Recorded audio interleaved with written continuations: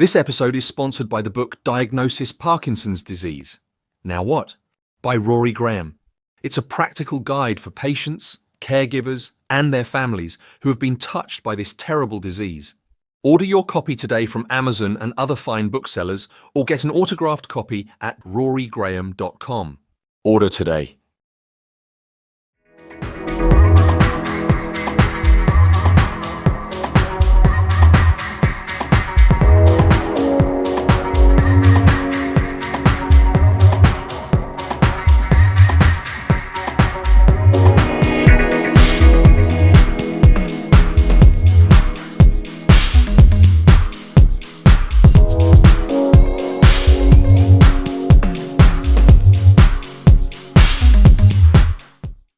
Hello and welcome to Newsmakers. My name is Rory Graham and I'm your host today.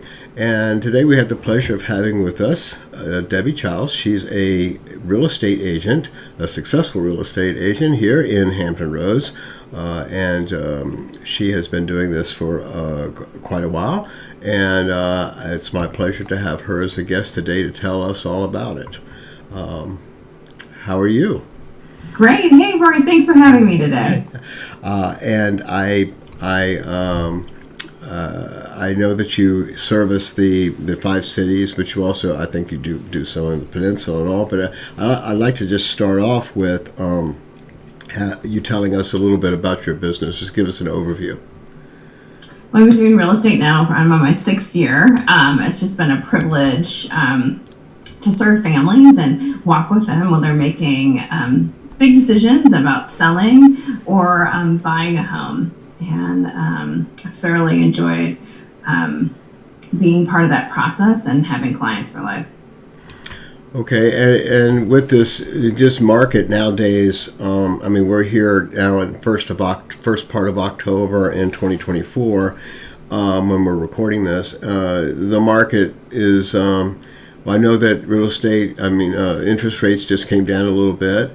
But do you see this as a challenge for you this market, or do you find all markets challenging, or how do you handle the shift in the markets, because the economy goes up and down?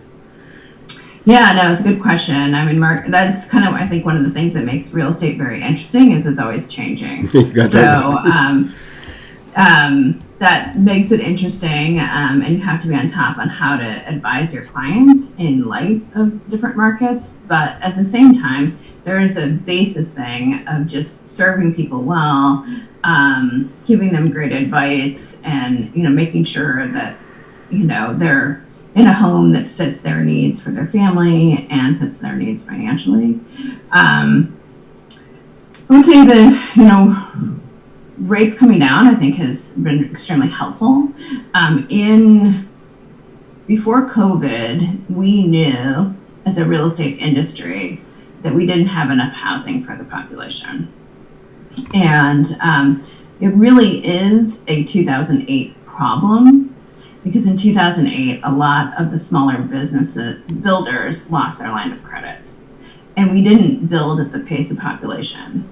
So we knew when the millennials became age to purchase that we were just not going to have enough housing for the population.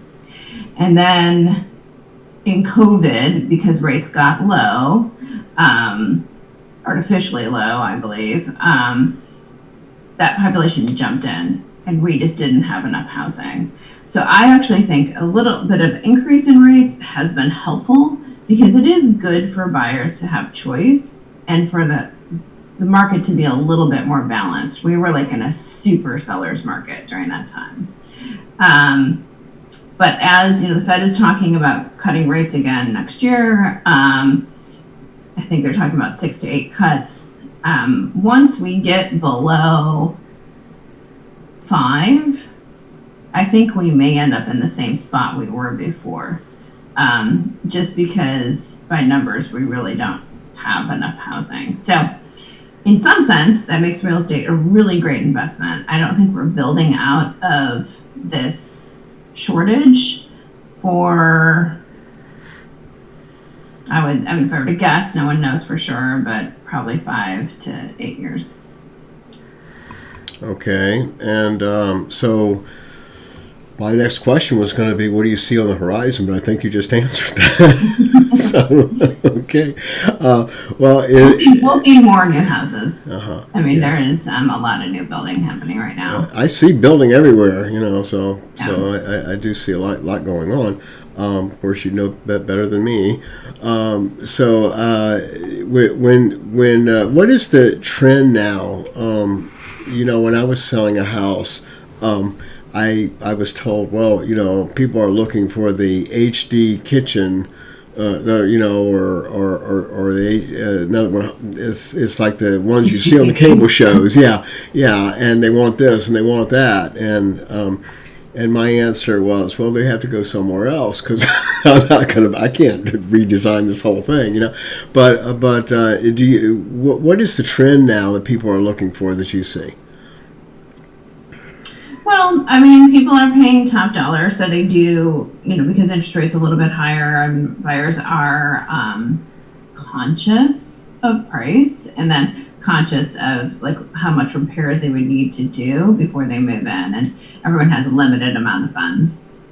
That being said, your house does not, in my opinion, have to be HGTV ready. It depends. Markets are micro, and it really depends on your price range and your location and things like that. And that's why you need an expert to help guide you.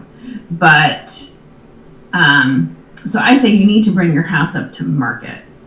Right. And that's why a professional can help you with professional photography and staging, and there's a lot we can do to give that powerful first impression. Okay. When you come on the market, that is super important that your home is marketed correctly and staged correctly. Now, it doesn't need to look like HGTV, and I think a lot of my sellers get very stressed out about that. And that's why I can say, okay, well, in this price range, this is where we need to be. Mm-hmm. We're not talking improvements, but we're talking about maybe having a fresh palette, maybe fresh paint. Sometimes you may need to replace some carpet or get the carpets clean. And then I do pay for a professional stager to come into my listings and stage them, and then I pay for a professional photographer.